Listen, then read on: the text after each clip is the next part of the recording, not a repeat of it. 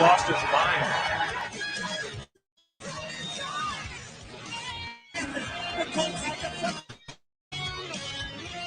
Jackson throws one over the net. Intercepted. Marlon Jackson. Marlon got it. We're going to the Super Bowl. We're going to the Super Bowl. The rivalry is back on.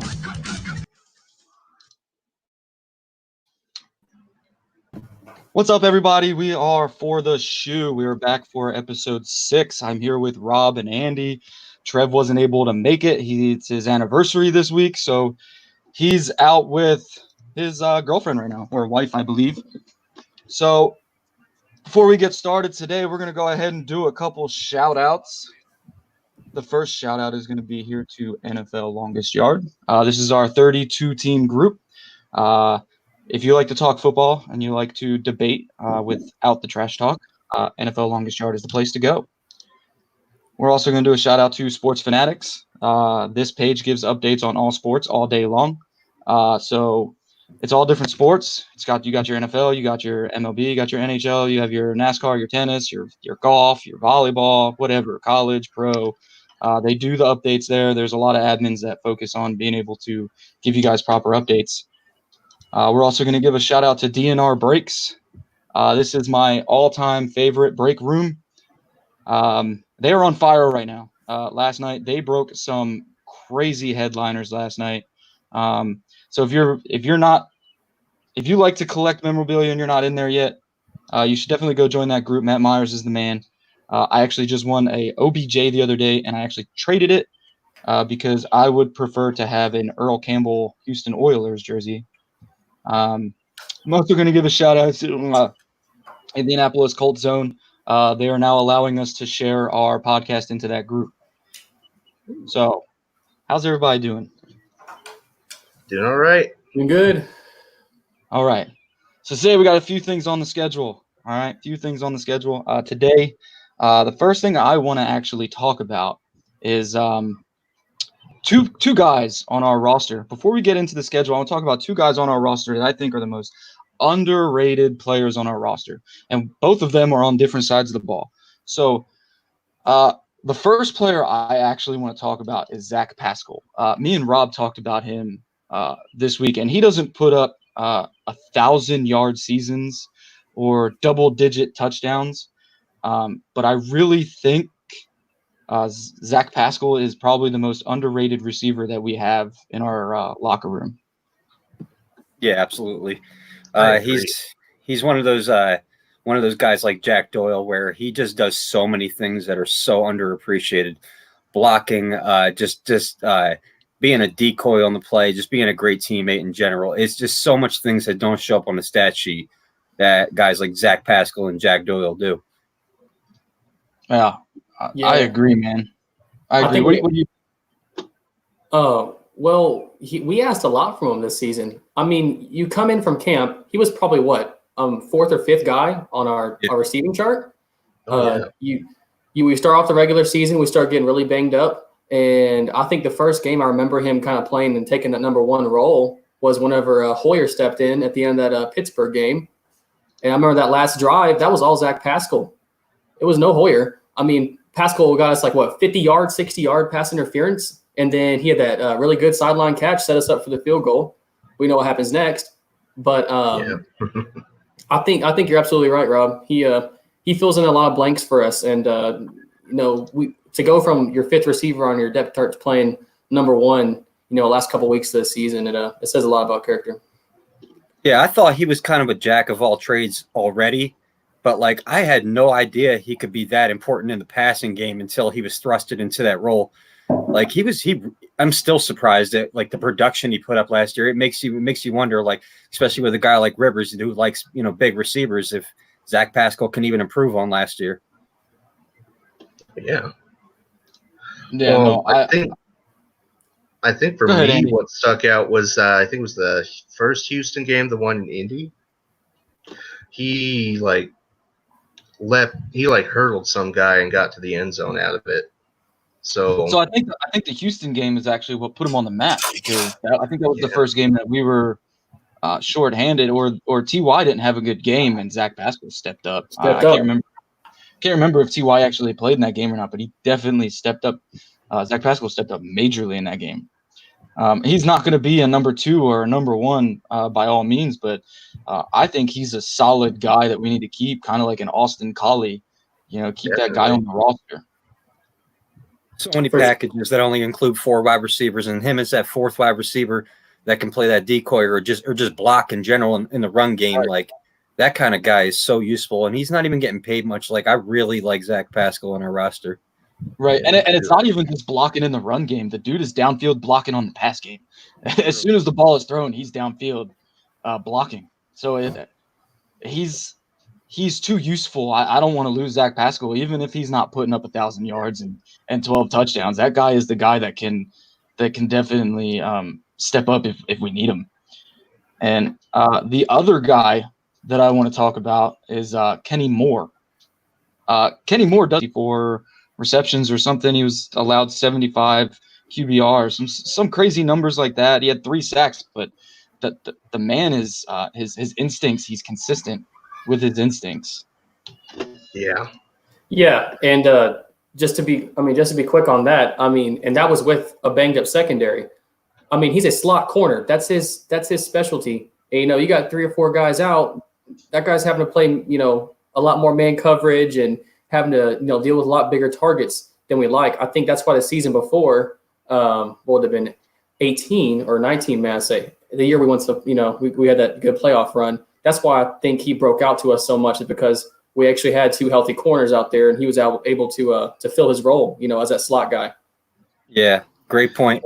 And I feel like a broken record because I'm going to keep bringing up Buckner because I think he's going to have such an impact on pretty much all the other 10 guys on defense, especially a guy like Kenny Moore. You got Xavier Rhodes coming in. They should, that should lighten the load on Kenny. Kenny knows his role. That's what I love about Kenny. Kenny knows his role. He knows he's not that guy, but he thinks he's that guy. Like he knows he's the best at what he does.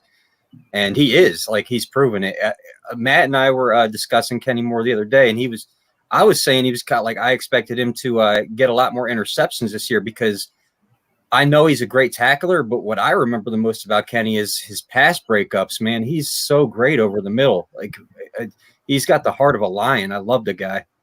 Right. And it's funny because someone brought up that they want him to get more interceptions. And I think personally with what he's doing, I don't care if he's getting interceptions. If he's dropping them, I don't care. He still defended that pass and they didn't gain anything off of it. So I'm not going to hate the guy. I'm not going to hate the guy for not having hands. I'm going to like the guy for doing his job. It's as simple as that. Yeah. A good point. Good point Rob makes there is, we have had one of the most abysmal defensive lines in football. And what that causes is, these pass plays to take extra 10, 15 seconds. How many times did you see our linebackers finally making an edge rush, at the quarterback because our D line is, playing so poor. And, the quarterback makes one play and then the play gets extended. That's all I saw this year from our defense was we finally get to the quarterback and then the quarterback make one move, extends the play, and someone's open downfield. You can't have your corners guarding somebody for 25 seconds. No, you can't. And especially in the type of defense we play where those corners are playing zone, that there's too much open area for them. Way too much. Entirely. Way too much. I think Buckner opens up the field for Leonard to stop playing as much coverage. Of course, Leonard should still play coverage, in certain packages because he's awesome. But, I so much love the idea of Leonard being let off the chain and just to attack the quarterback because I think Buckner is going to, like Damon said, there's too much time for the quarterback to throw. Houston did what he could, but Buckner up the middle is the most Chris Ballard, I think, said that the defense runs through the 3 technique, and now we have one of the top 3 technique DTs in the league. It's going to help so much. Just pressure up the middle in general. I think Houston is going to benefit. I think everybody on that defense is really going to benefit from Buckner. It's kind of like Quentin Nelson at guard. For me, it's very similar. How much of the impact I expect Buckner to have. I actually think we said that the other day too when we were talking about the whole Buckner and Darius Leonard. We were saying it was like having the right guard to the quarterback, right? Exactly. Darius Leonard is our defensive quarterback. Well, he's our will linebacker, but he's our play caller. He's our guy that's on the field using his instincts to move the guys around. And now what should be scaring people is the fact that Darius Leonard has almost 300 tackles in 2 years. He has double-digit interceptions as a weak side linebacker. He's got 7 total. Was it 5 and 2? I thought it was 5 and 7 and 2. for some reason. I think I might have read it wrong. So he's got 7, but for a weak side linebacker, that's still a lot for a 2-year guy. And then I think he's around 250 tackles around. I don't know the exact number. So what should be scaring offenses is the fact that, now we have DeForest Buckner. And now we have 2 solid edge rushers on one side who are just going to constantly rotate through because Jabal Sheard's not here anymore. So, and then you got Justin Houston, who's 31, but still playing at a high level. And we also have 2 corners that are going to play the outside that are a lot better than what we had last year. Xavier Rhodes, I just have to see him play first. I still have a lot of question marks. I liked him 3 years ago, but last year and the year before, he wasn't that great. But our whole defense just looks different. The one thing 2 things I'm happy about is Clayton Geathers is gone, Quincy Wilson is gone. Definitely. I didn't like either of them. At first, Clayton Geathers had so much hype. I thought he was going to be the next Bob Sanders or LaRon Landry. And then he ended up being a dud, man. And everyone's putting it on Malik Hooker like it's Malik Hooker's fault that the back end was so slow and so bad. But it was Clayton, man. You can watch it on the film. It was Clayton. Well, and we're forgetting about TJ Carey. He's going to step in, and y'all are going to learn to love him because he's going to bring that consistency.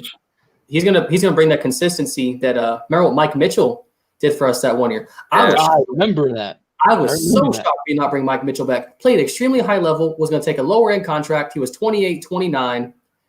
In our safety room, I hope Blackman brings the playmaking ability, but in order to be instrumental in this league, you have to have playmakers in your secondary. It does not matter what you have up front and in the back in your linebacker room, but you can have all those playmakers there, but you have to have playmakers in your secondary. So I see where Hooker's void, in a sense, needs to be filled. But I'm hoping it brings it out of him this year. I think he's with us. I think he's with us all season. I think Hooker's with us all season, and I expect him to ball. I think there's like a few guys that are in their contract years that I really expect a lot from, like Ty and Hooker and Marlon Mack. I expect these guys to have big years. Like even like Rivers is my biggest question mark. Obviously Xavier Rhodes is a question mark, but I think I love what Damon said about TJ Carey. Man, he is so underrated. He's going to be so great for our defense. Like he's so solid. He's a vet. Like he's a pro. He tackles. I like that guy a lot. Yeah. So I hope he gets a lot of time. It's hard to avoid bringing up Rivers too. Like our defense, I can hype up all day. I think our defense is deep playoff run ready. But is our offense really there? That's my question, right? The other day, someone said on NFL Longest Yard that Darius Leonard was our overrated player. Our most overrated player is Darius Leonard, and I thought that was no such thing. There's no way. To have 7 interceptions as a weak side linebacker, 250 plus tackles, more than half of those tackles are solo. He's got so many forced fumbles. That dude has a freaking bam. You know what I'm saying?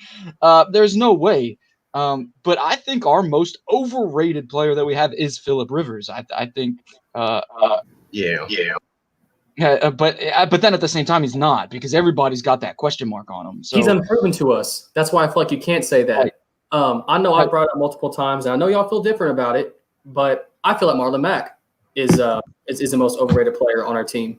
I get there's consistency there, but I mean, he started off the season hot. I mean, you can blame injuries, but that's how he is every season. It's like he never gives us his consistent 85, 90, 100-yard games. It's 150, 36.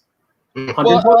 The thing with Mack is at first I wanted to disagree with somebody when they said that he's a product of our offensive line. But you know how many people say that about many running backs? You're never going to know. Yes. You're never going to know until he's not behind that offensive line, right? Exactly. That's right. Exactly. Like DeMarco Murray a few years ago, stud in Dallas, and then he left, and he was a dud. So, yeah, he was a product of an offensive line. I loved what Marlon Mack did last year. I don't care about the 90-yard runs. I don't care about the 80-yard runs. What I care about is those 3rd and 2, those 3rd and 1s or 3rd and 3s where you can hand it to Mack and Mack can get it, and he would.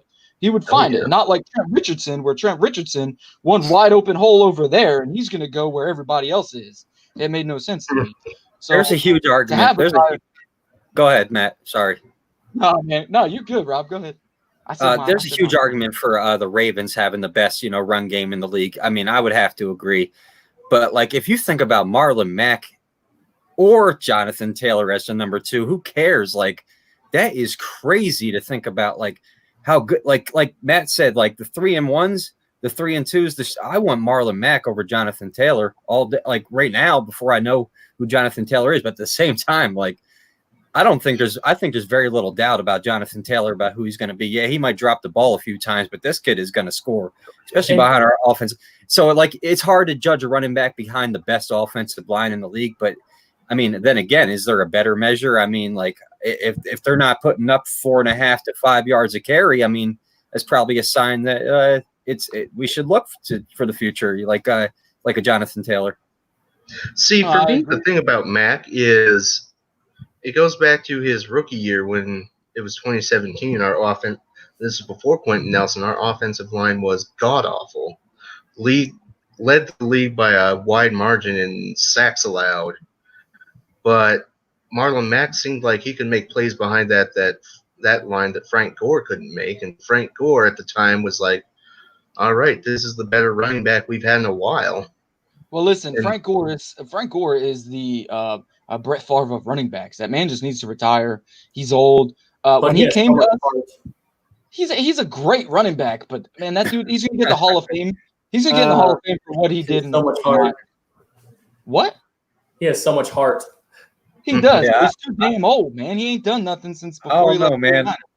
I was just gonna say I kind of agree with Damon. Like even Phillip Rivers, like I don't think he's gonna take us to a championship, but I always gotta believe in that kind of player. Like Marlon Mack, he has his limitations, but he gives his heart. He lays it all out on the field, like Phillip Rivers will. You know what I'm saying? Like Frank Gore will. Yeah. Like those kind of players, like I hope they never die. Like honestly, I mean, Frank Gore does have to hang him up eventually, but I mean, he really, as a number 2 option, still is viable. I mean, if we're going to use Jonathan Wilkins, I mean, I couldn't see another team using Frank Gore. If that was the case. Hey, Jonathan Wilkins somewhere is going to be a starter. That guy just has – I'm sorry, but he has got the worst luck of the draw of having Marlon Mack and then Nyheim Hines, and now we draft Jonathan Taylor. I love Wilkins. I really do. I think we don't use him enough. Yeah, definitely. If it's 3rd and 1 or 3rd and 2, 3rd and 3, and Marlon Mack is tired, I'm not going Nyheim Hines. I'm going Jordan Taylor or Jordan Wilkins. Definitely. That's what I'm going. I love Jordan Wilkins, but you think I'm going to put in on 3rd and 1? You think I'm going to put?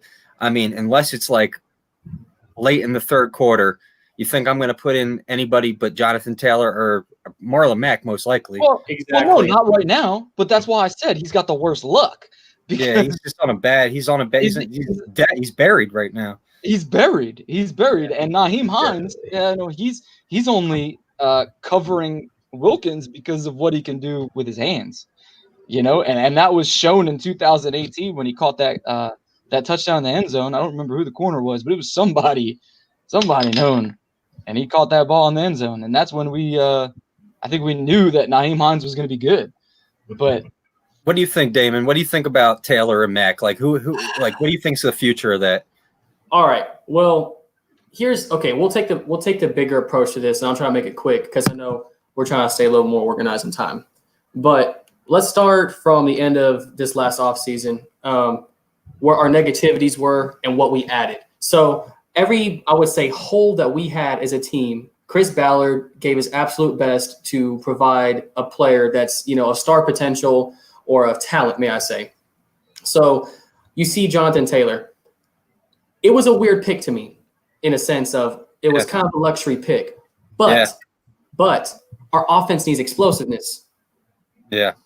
And that's what you that's something that he brings to the table. I mean, you've got a guy that has running back, I try to stay away from comparisons because that's how we all start just being completely unreal with ourselves and seeing things that make absolutely no sense. I see the Saquon comparisons all the time. People are giving this guy Hall of Fame grade, but he was a second round pick, So I think the 1-2 punch is going to work good, but this is my prediction. Marlon Mack will probably end up getting hurt. Jonathan Taylor steps in. That's messed up. And I don't think Marlon Mack. I don't think Marlon. There's no looking back after that. Because guess what? Guess who's going to come back? Jordan Williams. For say he's on practice squad. I mean, that Williams guy against that Houston game. If we would have ran the ball the whole game, we'd have won. Here's the thing too. Week 1 last year when we played the Chargers, we were getting our asses kicked. And absolutely. But what were we doing? We were trying to keep up with a guy who's slinging the ball. But when we started to come back, is what we did was we handed the ball off to Marlon Mack. Marlon Mack was the reason we even took that game to overtime last year. The Malik Hooker interception didn't hurt. That didn't hurt either. But and the T.Y. touchdown late. And that was some good plays in that game at the end. Yeah. At the end, there were some good plays, but if you really look at that film, Marlon Mack was the reason we came back in that game. We had some plays by some other people later, but I agree though, Marlon Mack probably will get hurt. And even though I don't like to talk like that, I hate when people bring up injuries and possibilities of injuries. I really don't like it, no matter who it is. I got mad the other day because someone said Derrick Henry was going to get hurt, and I was like, I'm muting myself in this group for 24 hours because I'm angry. I don't like that. I don't care who it is. If Jonathan Taylor takes over, it's just going to be Jonathan Taylor, Nyheim Hines, and Jordan Wilkins. I don't see Williams coming up. There's no need. Are we going to have 5 people on our roster? Are we going to bring up a 4th running back? Williams isn't signed right now. He's still a free agent, I believe. Yeah, and I don't think we're even going to have 4. I think it's just going to be Mack, Taylor, and Hines. That's it, because you got the 1-2 punch with Taylor and Mack, and then you got the receiving back who – I think is going to have a breakout year with Hines, mainly because of who Phillip Rivers is and what he likes to throw to. So I don't even think we have Wilkins on the 53-man roster. Here's some food for thought. I mean, look how efficient we ran the ball this year. Just think about, this is what Phillip Rivers brings. Regardless of opinion, regardless of what anybody thinks, this is what he brings: gunslinging capability to move the ball downfield. Absolutely. Right. We need it. And we all get that. We need that. I also think that it was pointless to bring Phillip Rivers in for that, because if you look back at 2017, the JB has a stronger arm than Andrew Luck. And they showed that in 2018 when we went through for a Hail Mary. Who they put in to throw that Hail Mary? It wasn't Andrew Luck. It was Jacoby Brissett. So why sign Rivers if you want to start slinging the ball? You got JB who can throw that ball down the field. You guys know how I feel about this. Like whether Rivers. Lost it. Rob's freezing. I was wondering. Maybe it's so. I've been wanting to hear what he was saying. It is the 25-minute mark. I guess it's time for me to do my trivia question. Yeah, and then after that, we'll go ahead and talk a little bit of the schedule, and then we'll go into the questions that I have. So go ahead and pull up your trivia questions. All right. Well, you guys have messaged a whole ton of conversation since I put them in the chat earlier, but I'll do my best. I got them. Here, just read off the bottom of the screen. All right. So who was the first Indianapolis Colt to be named Defensive Rookie of the Year? And that means after the Baltimore move. So nobody before 84. So that's the first question. Second question, how many coaches have the Colts had all time? That includes Baltimore time and Indianapolis time. And this one's a little bit different. Why is that Colts versus Giants game, the NFL championship from 1958, the greatest game ever played? Why is it called that? All right, just so for some of the new viewers that are here tonight, all right, this trivia you actually win a prize. I'm pretty sure the winners last week, we had 2. This week, there's just going to be 1. Last week, Damon here actually won, and I'm pretty sure he still hasn't used his credit yet. And neither has my stepfather, who's an Eagles fan, who actually brought up percentages. So we gave it to him too.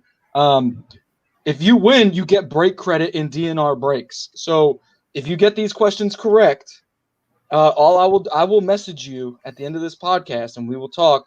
I will invite you to DNR breaks, and I will let Matt Myers know in DNR breaks about the break credit with your name. You get to choose. You get $20 break credit, which is towards anything you want. In DNR breaks, they have baseball bats, baseball, batting helmets. They got basketball jerseys, NFL jerseys, college football. They have everything in there.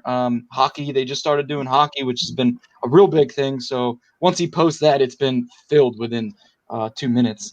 So you get to win all the autographed memorabilia. I can also post a picture of all the stuff I've won. I've got 20 autographed mini helmets. I actually have 3 more on the way, so I'll have a total of 23. I have a full-size helmet, full-size football. I have 4 jerseys. So it's pretty fun, man. And then they do cards too. So if you're into collecting cards, so if you need any of these questions put up to attempt to win this trivia, just let me know. We have 3 questions. Just let me know and I'll bring them up 1, 2, or 3. All right. Yeah. So yesterday, I think I saw there's not always a ton of Colt stuff, but I think I did see an autographed Reggie Wayne football, and I was like, I was so mad. Wow. I was in that break too, and I was like, man, let me get it. I'll buy it right now. Let me buy it off you right now. Yeah. Now that's why when I do the breaks, I'm always trading for the Colts whenever I can, because if I can be there when that happens, I want it. So I've actually never won anything Colts through a break. The 4 things that I have for the Colts, I have the Adrian James auto jersey, the Marvin Harrison mini helmet, the Reggie Wayne mini helmet, and the Lenny Moore mini helmet. I actually bought all those outright. So someone was selling them, and I said, hey, man, how much you selling it for? And I just bought it. So let's see here. So right now we're going to pull up the schedule. Hopefully, eventually, Rob will come back. So last week we were talking the schedule, and we started getting towards the end of the show. We actually went, I'm pretty sure it was like 30 minutes over our time last week, which is fine. I don't care. I like talking Colts football with you guys. So this week we're going to start at the week 8 mark because week 7 is our bye. So last week, just a refresher. We'll go through real quick of 1 through 6. I personally think we're going to lose week 1.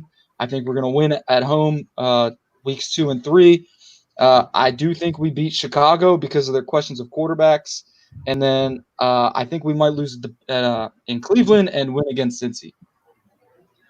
I agree with all of that except Cleveland. I think I only see us losing week 1 and before the bye. Now, obviously, it's a little generous in favor of the Colts, but you know. Okay, so go ahead, Damon. What do you think? I'm trying to think. I got a question for y'all though, and I want to bring this back up because I heard us talk about it a little bit last week about the schedule, but as far as trap games, and I wanted to comment this last week because I was watching. What is the definition for that? Say that again. What's the definition of a trap game for us? A trap game? I don't personally think we have one. I know they called Detroit as a trap game, but us going 7-9 last year, and with the unknown of what Phillip Rivers is going to be, I don't really think we have a trap game this year. But to me, a trap game is normally a team that's not so good, but and the team goes into that with that mindset, and then we get beat, which the Colts have done that multiple times. And I think that's why We refer to that as a trap game as Colts fans because I'm looking at the schedule, and the games we're calling trap games is games that we feel our team that's above average would lose to an above average team, i.e., the Steelers game. Also, because the poor luck we have with Pittsburgh. Yeah. So I will never consider Pittsburgh a trap game, and not Can't as a do Colts it. fan. I can't do it because we've sucked against them forever. We have to at least So get to 10 wins against Pittsburgh all time before we can count them as any kind of trap game. But and obviously I don't think divisional counts because no matter what our record is, no matter what anybody in the division's record is, it's fair game, I think. Mano y mano. So but going off of that, I think this year, if any year, has mattered more, as far as a divisional standpoint, we have got to succeed. I think losing 2 games in division is going to be too much this year because, we talked about it a couple weeks ago. You know what Deshaun Watson's capable of, given his squad's a little bit different this year. We know what Tennessee's capable of. Jacksonville didn't make a lot of improvement, but more or less, that's 3 teams in there that can win any of those games. So I think if we want to keep playoff hopes alive and be seated, in a half decent spot, it's really instrumental that we win, divisional games and nearly all of them this year. So and here's the thing too.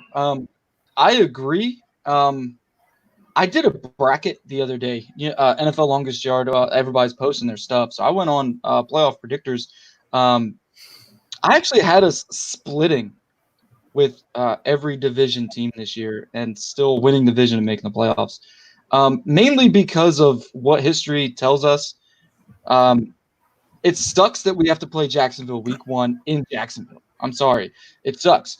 Jacksonville is a place we don't play very well at. And week 1 is not a game we ever play well at. The Colts are not known for starting fast seasonally and not starting fast in any game. I think week 1 we could drop, but then we're going to beat Jacksonville at home by week 17 because we're going to be on some kind of a run by that point. And the problem is, no, we won't. We're gonna be won't. skidding because guess what comes the week before? Well, yeah, you're right. But then if you look at the schedule too, we don't play another division game until week 10. Yes. And if you look at our history, injuries plague us every year. And week 10 in Tennessee scares me. We got to go above 500 in those first 10 weeks too. I like the week 1 win simply because regardless of Rivers or Brissett, we're going into Jacksonville, and we typically don't play great against them early in the season, but we're going to be healthy and we're going to have Jonathan Taylor and Marlon Mack. And regardless of Rivers or Brissett, that's what we're going to use, especially early in the season. I expect the team to give Rivers and the receivers some time to gel. I'm sure they'll throw the ball, but no more. I mean, Minshew's going to have to throw it more to beat us. They let go of some of their best players. Calais Campbell. They don't have what's that cornerback's name? There's Bowie. Not Jalen Ramsey, the other one. Did they let go of Campbell? I think Campbell's still there. AJ Bouye, yeah. I mean, he hasn't been there in a while, right? They don't have much. They don't have much going on in their defense right now. They have a few front 7 guys, but not on our level. And they all went out. Yannick Ngakoue wants out. Yeah, they're a drowning ship. Fournette doesn't want to play there. It's ugly. Well, we get there's a lot of issues there, but these players that don't want to play in Jacksonville, right, quote unquote, play in Jacksonville, they still want to play ball. And if there's any teams that they are going to want to beat, it's going to be anyone within our division. No matter how unhappy they are, they're going to want to beat us. And just from seeing how we play week 1, every year we suck, man. Yeah. No matter who's on that schedule, week 1 we suck. Man, we dropped one to Cincy 2 years ago. I think it's going to change this year, man. Fun fact about that one. that was the first time since he came to Indy and won since '97. Yeah. And since the run sucks, game man, is so serious this year, though. Like J.S. Robinson said, we're going to run all over Jacksonville. The only chance they have against us is a passing game. Like, it really can't be discounted, the pieces they lost on the defense. That's all they had. That's all they had going in the first place, some defense. Can I take a quick pause to the conversation to announce our trivia winner? Yes, go ahead. Hold on one second. Yeah, go ahead, man. Congratulations, Melissa Heston. You got all three right. Man, Dwayne Bickett is the first defensive rookie of the year for the Colts. For the second question, Wikipedia did say 20 head coaches, but I looked into it. One of those had only coached for one game, so I don't know why that counted. And it didn't count Bruce Arians. The greatest game ever played was the first playoff game to ever go to sudden death OT. And it's also supposedly the game that put the NFL on the map because of that fact. So that's my mother. She's definitely sitting there with two computers, probably cheating. All right, cool. Congratulations, Mom. Congratulations. Cheater. Herb hasn't even used. My stepdad hasn't even used his yet. He was the one of the ones who won last week. Damon hasn't used his yet.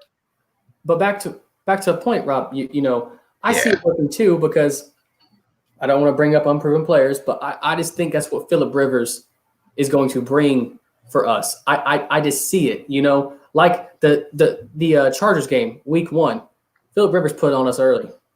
He did. I don't think we can say it's this the whole club's regime is to get started off slow, because I believe with bringing in the playmakers like that, I think that, you know, it increases our chances to start off hot, if that makes sense. Yeah. I agree. You know, I just hate the way we play week 1. And you make valid points. So, you know what? We'll just chalk up Jacksonville as a loss or a win. My bad. We'll beat Jacksonville because they're a division rival. I'm going to go a little unbiased here and say, screw it. We're going to go 6-0 before the bye week. Hot take. I like it. Prediction. I like 5-1. I mean, I think that's doable. I think 5-1 is doable. I agree. I think 5-1 is doable also. And the only team that really scares me the first 6 weeks is Minnesota. But that's our first home game. Me too. That's our first home game. And our crowd, as much as our fans, and as much as our fans hate Phillip Rivers, they're going to be hyped. They're going to be hyped for DeForest Buckner. They're going to be hyped for Jonathan Taylor, Pittman. They're going to be hyped for all of them guys. I see our stands being filled, and I don't think Minnesota is going to be able to handle the noise of Lucas Oil Stadium in week 2. I don't see it. It's after the break that I'm worried about. It is after the break. I'm not worried about I'm a little worried about the Lions. I'm not too worried about the Lions. I think that game could go either way. I like what Detroit has done this offseason. I also really like Matthew Stafford. If he was to go available, I would want him.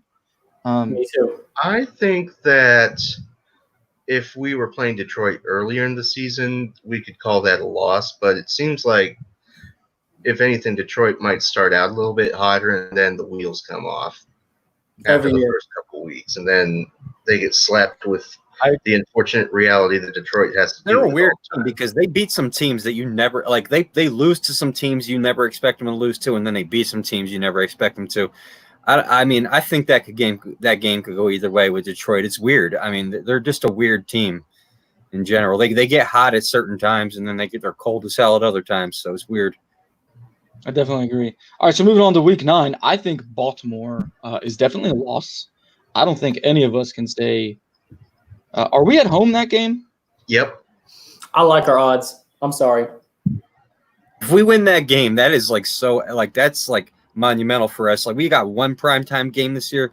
If we beat Baltimore, we're gonna get some more.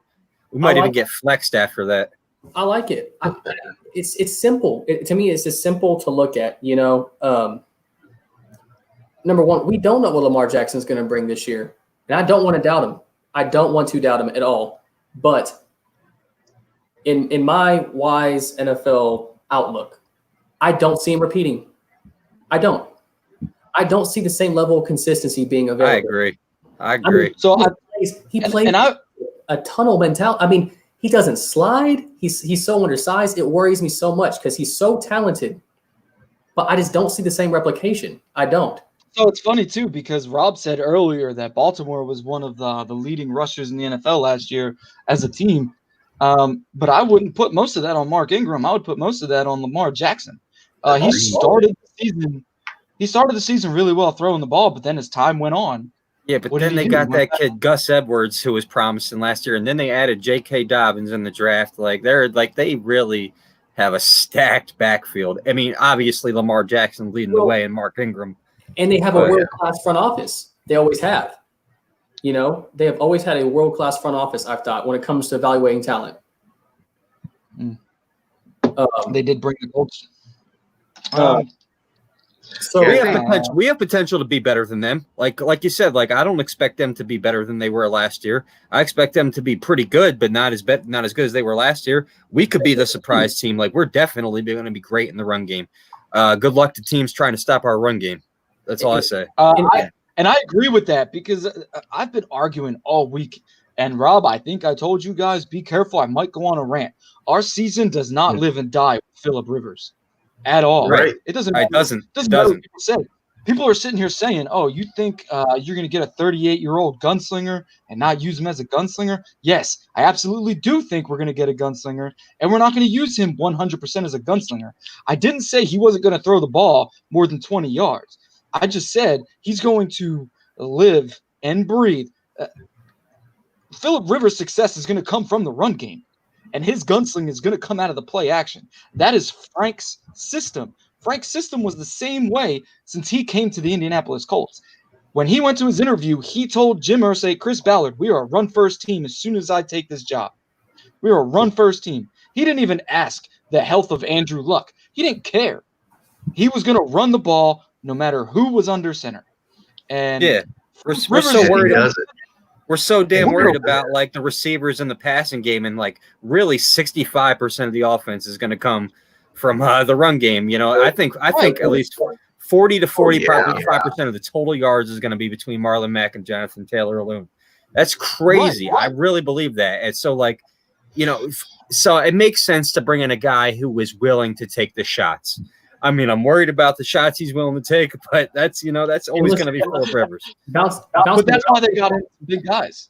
Bouncing off your point, we don't need Phillip Rivers to throw 40 touchdowns, 5,000 yards. In fact, I hope he doesn't. Because that means we'll be throwing the ball more than when we need to.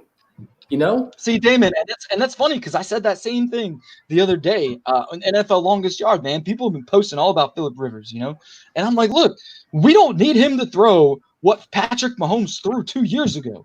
We don't need Phillip Rivers to be an MVP quarterback. All we need is him to manage and stay healthy. But more importantly, we need these receivers to stay healthy and actually catch the ball. That's our main problem. It doesn't matter who's under. If these dudes aren't catching the ball, it doesn't matter who's throwing to him. If Phillip Rivers goes down, if he gets injured, I'm not scared. We still got JB. JB can step in. He has better receivers if they can catch the ball. That's my main question.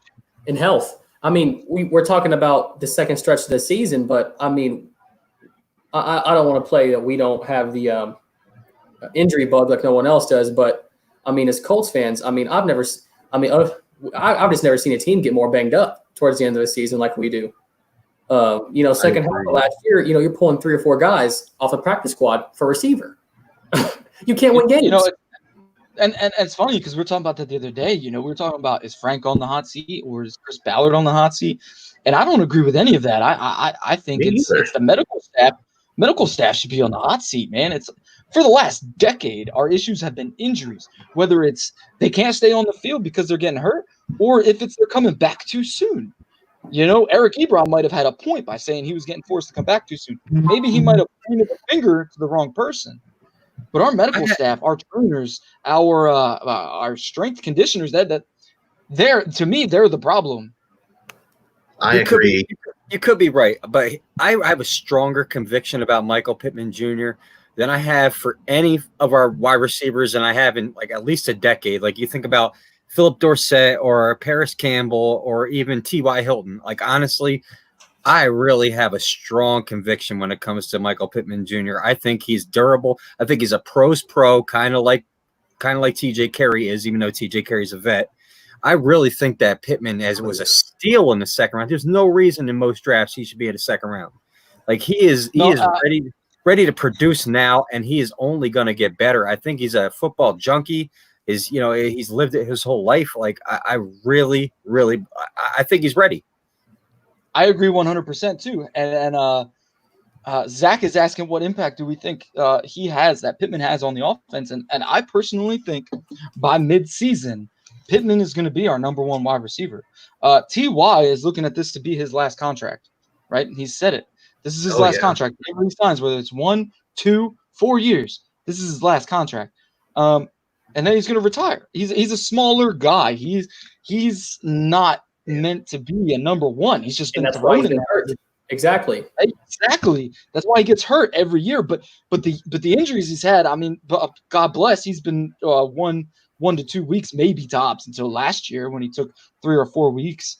But Pittman, I think, is going to take that number one wide receiver spot, and it's going to be because of T.Y. Because I think I said it the other day, T.Y. is going to take that Reggie Wayne role. No matter what contract he signs, he's going to take that Reggie Wayne role, and he's going to take on the role of mentoring Paris Campbell, mentoring Pittman, and those guys are going to end up flourishing because, Reggie learned from Marvin, and then T.Y. learned from Reggie. So, I think T.Y. said it himself. He was interviewing some of the local media, like Mike Chappell. I don't know who else. Maybe Stephen Holder. I don't know if you know those guys, but he was interviewing with them, and I'm pretty sure he said exactly that. He had talked about what Reggie did for him, and he was like, I want to be that for all these new guys coming in. Paris Campbell. Now, he didn't name them out one by one, obviously, but he sounds like he's embraced that role, and he's going to do. He, like Reggie, is going to want to be a Colt for life. He's going to fight might even take less money to stay here because he wants to be in Indy. And I gained a whole lot of respect for him that I didn't think I needed to gain because I already liked T.Y. for that reason. Yeah, I think our wide receiver core has a bright future. A lot of people want to hate on what Paris did last year, mainly because he was hurt. But wide receivers take a couple years, man. I mean, Reggie stunk it up his rookie year. If you're not a freak of nature like DK Metcalf or Calvin Johnson, a lot of the times you stink it up your rookie year, And we didn't know who T.Y. was very much the rookie year, at least not as a receiver. I'm just saying. T.Y. Go ahead, Matt. I'm just going to say that T.Y. is a different type of receiver than what anyone's used to seeing. The guy is maybe half an inch taller than me, and he's about $185. So his size, he should have never had the success that he had in the NFL at his size. He should have been more used like a Julian Edelman, and Julian Edelman doesn't get 1,000-yard seasons. He gets 500-600 yards, and then he's clutch, And so T.Y. doing what he did is just out of the norm. Yeah, we've had to ask so much from him, and the reason why he come back 2 weeks after injury is because he had to. He had to. I mean, what do you think about Paris Campbell, Damon? What's that? What do you think about Paris Campbell? What do you think about his chances? I'm not going to open my mouth about him because I felt like it was not a very smart pick in last year's draft. Okay. I mean, there's multiple areas I thought we could have addressed a little bit better in that round, and I thought it was a luxury pick, but Andrew Luck was our quarterback. That's what we have to consider as well. When he come, I believe when you have a Super Bowl season, you can have a luxury pick. Example, Clyde Edwards-Helaire, Kansas City. Yeah, did they need another stud like that? Great point. No, they could retain everybody on that offense and have a 6,500, 7,000, 6,500-yard offense, So I thought it was a little weird bringing comparison in Completely. But I'm a skilled player, guy. I like watching that type of stuff. So I like what he brought to the table. With that being said, I see potential, but I see it in flashes necessarily. And I don't think you could blame the injury bug on effectiveness whenever you're healthy at the same time. So he needs to be proven. He's unproven. So I'm not going to open my mouth about him. I can agree with that 100%. Yeah. So Zach is asking, would anybody really be? I'm sorry. Yeah, I'm sorry. 1 second before we address Zach, I just want to say, would anybody really be surprised if Paris Campbell popped off with like 900 yards and 5-6 touchdowns this year? Like, would anybody really be surprised if he played 16 games? Like, would that be a surprising thing? I mean, it's only been one season. It would, because we should have addressed a little bit better too. I felt like on the Pittman thing, because what does he bring to the receiving core? Playmaker, durability. Yeah. But here's the thing, Paris Campbell had a really shitty situation last year. I mean, we all love JB, and we also talked about that. Frank Reich gave JB too many conservative calls. Most of the times that JB even targeted Paris down the field was to get that pass interference when there was double coverage, triple coverage on Paris Campbell. I personally think with Phillip Rivers, Paris Campbell couldn't actually go off. I mean, you put that guy in the slot. If he stays healthy for 16 games, I'm not going to say 900 yards. I'm thinking an over-under of 600, 700, because I think T.Y. and Pittman, I think Pittman is going to benefit most of Phillip Rivers as a wide receiver. Yes. But I think Paris is going to have more of an over-under of 600, 700 yards. I wouldn't say 900. I think it's too much. He's more of a slot guy. He's a little smaller. He's bigger than T.Y. He's more in the middle of T.Y. and Pittman. But I think Pittman and T.Y. are going to be better than Paris. So, to me, I think 500, 600, 700. I think that's fair. You convinced me. I think 9's a little bit too high. You're right. But listen, I mean, did y'all watch Paris Campbell's, college highlights? He was never the number one receiver either. He was a utility guy. That's what he was. He did those special type of plays. It was never, What was T.Y.?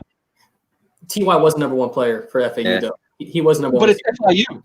That was FIU, though. I mean, you got a team that's an FIU. I mean, all of them do utility guys.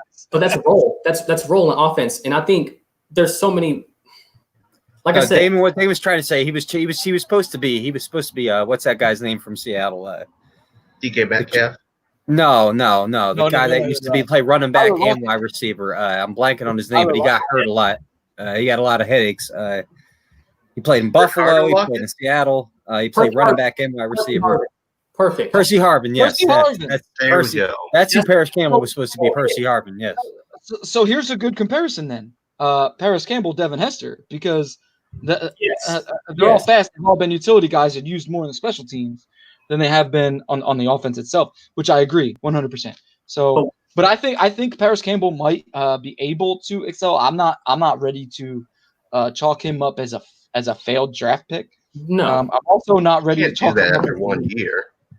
No. But let's move on to Zach. So I personally think our cover 2 will see results because of the 3 technique.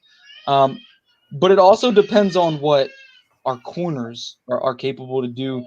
We don't know what Xavier Rhodes is going to bring and how much improvement we're going to get from Brock in those zone coverages on the outside. Those are my main concerns. I think the 2 deep is going to be fine. I think Malik is out to make a contract.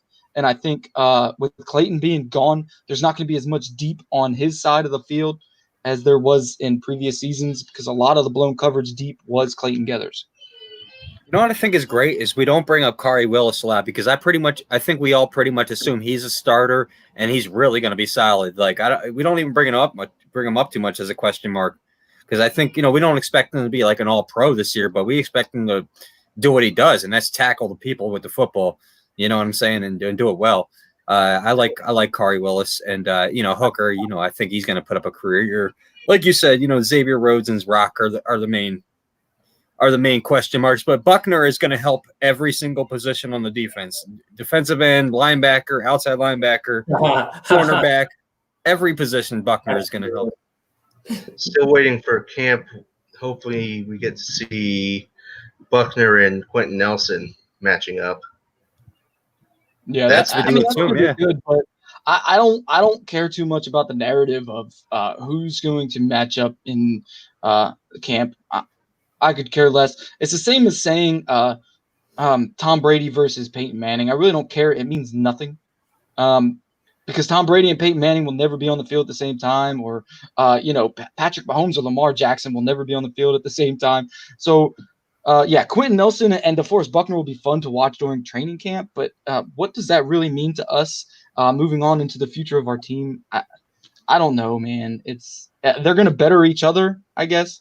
It'd be Quentin nice Nelson, to see two fucking top 5 talents, go against each other. That's It'd what be I'm fun saying, for us fans, But even going on to Colts.com and watching their videos, it's going to be like a second of a little clip in a video they make of Quentin Nelson and Buckner bumping heads. That's all it's going to really be.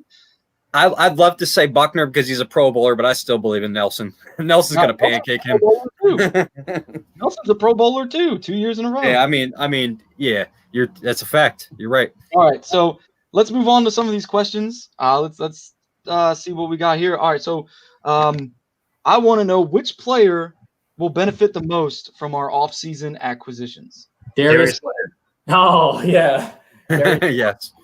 That's the correct answer. And he knows it. That dude was having to do way too much. That's what's sad. I mean, I felt helpless for him watching him play sometimes. You know what I mean? That guy will never, ever, ever get the credit he truly deserves.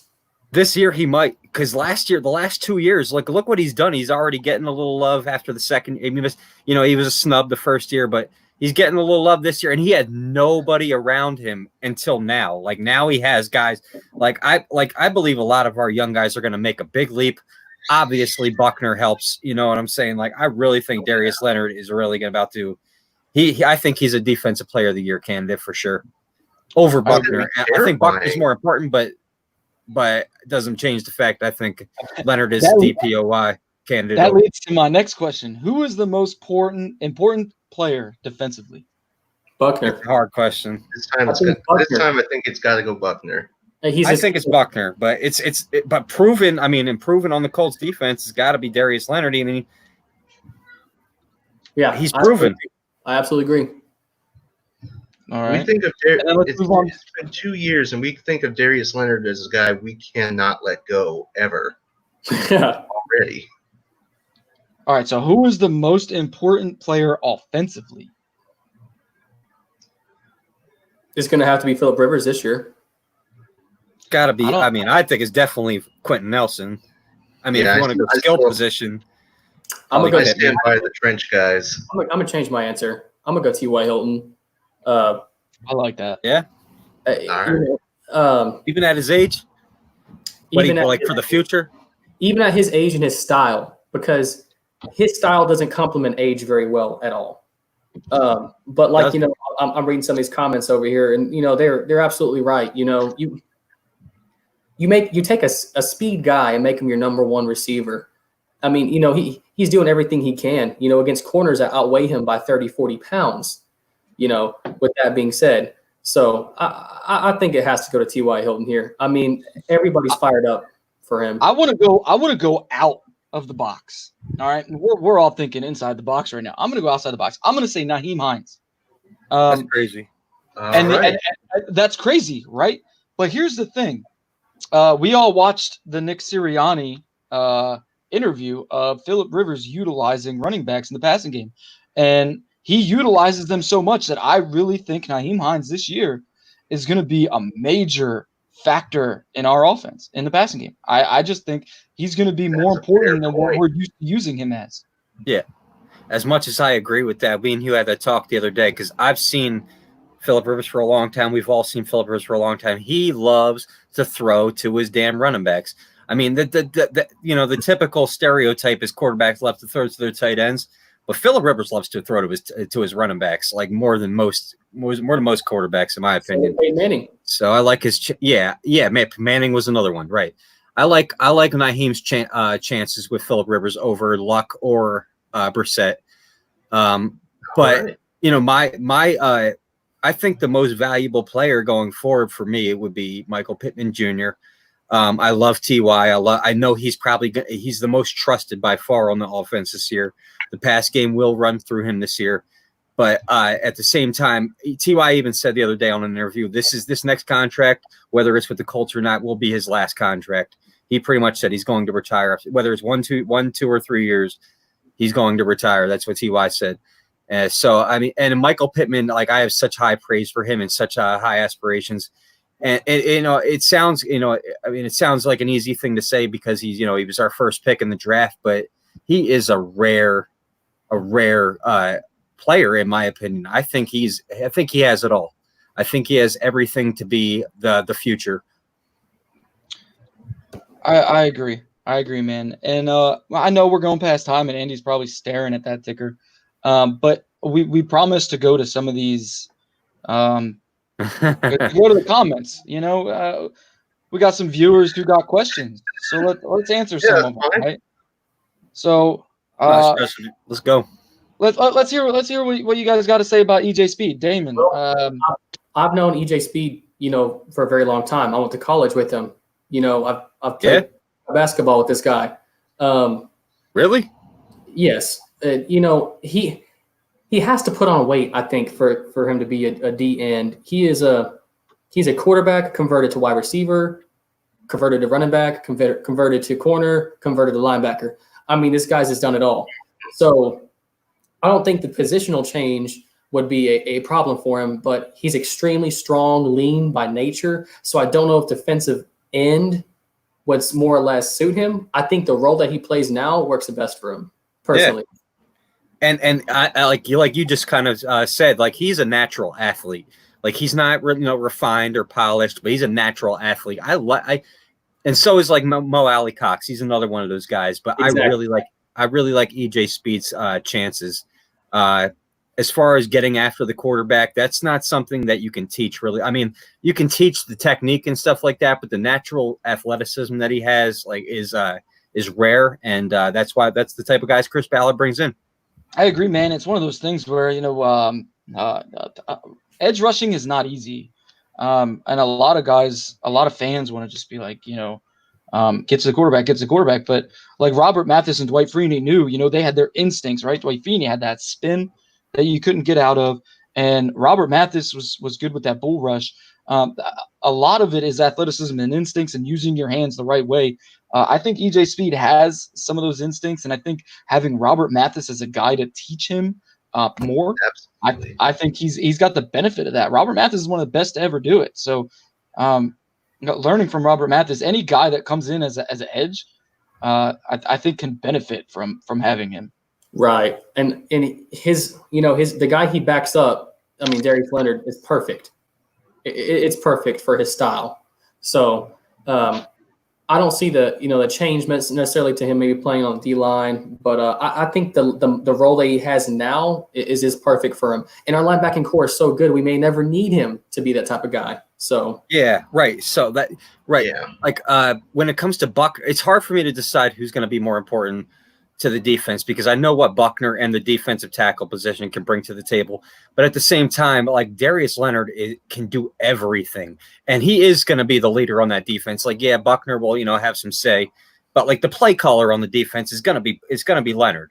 So like it's really, and I think we asked him to drop back in coverage too much last year.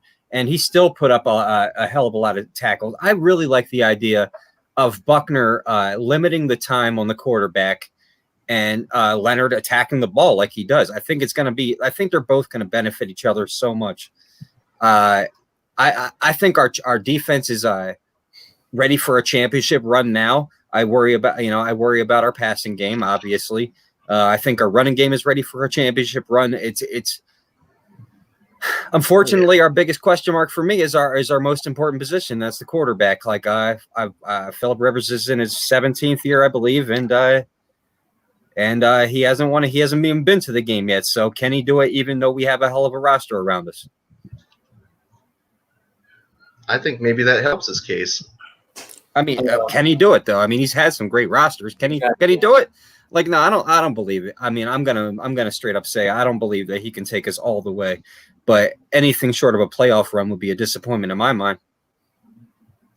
So I like this question here by Zach. Zach always has good questions. He's always posting good stuff in For the Shoe. Could Danny Pinter? Yeah, that's a good one. And I really think he could. I am not a fan of Mark Lewinsky at all at right guard. I think the only reason he's there is because we didn't have a true right tackle, and Braden Smith is so good at what he does that he can play both positions. I would love to see Mark Lewinsky replaced. I think he is the weak spot of our offensive line, even though Trev would like to disagree if he was here. He wouldn't put him as a weak spot. We had that discussion the other day because we don't really have a weak spot of our offensive line. I just don't think Mark Lewinsky is on the same level as everyone else. So if you look at last year's tape, most of that pressure came from that the right guard position. I think Pinter could give Lewinsky a good run for his money. Yeah, hey, go ahead. I would argue if there is a weak point. Actually, you can't say that. I can't sit here and say if there's a weak point, it's him, because Costanzo's getting up there in age. He's been extremely consistent for us. But Father Time is something you can't stop, unfortunately. So unless he goes that Andrew Whitworth type career. He's in his prime as far as left tackles go. Yeah, they played like 39. But I think so. I think Pinter can. I liked his film. He's a fired up guy. He plays with a lot of energy. Has a Jeff Saturday vibe to me. Real blue collar kind of guy, and he comes from a small school, so he's going to come in with a chip on his shoulder. So he came out of Ball State, right? Yes. So I think he said he's local too. That to me adds another element to it. Like if you're a local kid and you're playing for the team you grew up liking, you're going to play. To me, maybe I'm wrong about this, but I feel like you're going to play a whole lot harder because this is your dream. You're playing for the team that you grew up on. And I think they said Pinter was recruited to play tight end in college, and he played like two different positions on the offensive line. And I'm really striking a deep one. I watched the interview with him the other day. I want to say center or left tackle. He played a tackle position. So yeah, I think he's definitely he brings that Swiss Army knife that we need to the offensive line from whenever we lost. Like Braden Smith, he's such an athlete. He can play multiple positions. Right. He's so damn big, and he's so fat. Like he's got great feet. Exactly. I think it's simple as that. I think he can. He definitely has the ability to replace him. All right. Yeah, me too, definitely. And I would like to see Lewinsky replaced. I'm not a big fan. So he's overpaid. I think he's overpaid. I think we paid him before last season, $18 million for 3 years, which is a lot. I mean, I think he gets more hate than he deserves because he's the obvious weakest link on the best line in the best offensive line in the NFL. So I think he gets more hate than he deserves. I think he's definitely a starter in the NFL. But when you bring in a guy like Pinter, even like that was another steal in the 5th round. Like he really has a lot of potential. So I mean, I'd like to see it boiled down to camp before we decide Pinter is better than Glowinski's because the NFL is different. But so I think he has a chance to make. I mean, obviously, I think he's going to make the team as backup. Nonetheless, we lost a few offensive linemen like Joe Haig, a couple others. Fuck LaRaven Clark. Go ahead, guys. Are those real losses though? Yeah, I mean, LaRaven Clark wasn't a great asset to re-sign. I know that much. I mean, depth wise, yeah, but as a loss, I don't know. They're more depth guys than anything. Just in case our dudes get injured, I don't think any of our offensive line was injured last year. Yeah, but you can't count on that happening every year. Exactly, and that's the only thing that worries me. But I'm going to keep my mouth shut because I just don't want to curse it. No, I agree. Yeah, best thing you can do is hope that repeats for this year, but you can't speak it into existence because Murphy's Law will get you every time. Yeah. We're going to be a top 5 O-line this year. Regardless if we go down one guy, unless it's Big Q. Yeah, unless it's Nelson, then that's the only thing that's going to drown us. Yeah, I mean, I tell everybody all the time to be more concerned with what our offensive line is going to do, especially with the run game, and what our defense is going to be capable to do this year, than worrying about how many interceptions Phillip Rivers is going to throw. So that's what I was saying before. I don't really think our season's going to live and die with Phillip Rivers. I think it's going to live and die with the health of our team, offensive line, defense, and run game. Consistency in general. Exactly. Yeah, consistency, obviously. I mean, it's easy to say we're a good team when we're consistent. I mean, the inconsistency is probably the most hard thing to watch as a fan that's devoted to watching, a whole game. You prepare yourself to watch a football game and you see a completely different team show up on Sunday. So I just want to, being quick, I just want to see Reich just implement consistency into that offense. And I know he hasn't had the easiest job by any means. I don't think anybody in that Colts front office has had an easy job, but I just want to see a strong performing offense and consistency. That's what I want to see this season more than anything, because I'm content with the defense. I really am. Yeah, me too. I agree, Damon. I appreciate you coming on, man. It's been you're awesome, bro. Yeah, you have a great insight, in my opinion. Thank you. Definitely, man. All right, so that's we're definitely 11 minutes over our time this week. We go over every time because we just get so into talking Colts. We love Colts so much, so I'm not just going to put a time limit on it. I'm just going to say, hey, let's not just go too far. So next week, I hope everybody who came out this week comes out next week. Next week, I don't think we're going to do a trivia night next week. I think next week we're going to focus on the 53-man roster. We as hosts here we're going to cut our roster from 90 to 53. Next week is going to be from 1 to 20. The week after that will be from 21 to 40, and then from 40 to 53. And obviously, what other random stuff we decide to talk about, because we love to get off track. So, obviously, make sure everybody comes back next week so we can see some input on what you all think as viewers on what our 53-man roster is going to look next year. All right. Thanks for everybody for coming out. Great episode, boys. Let's do it. Good episode.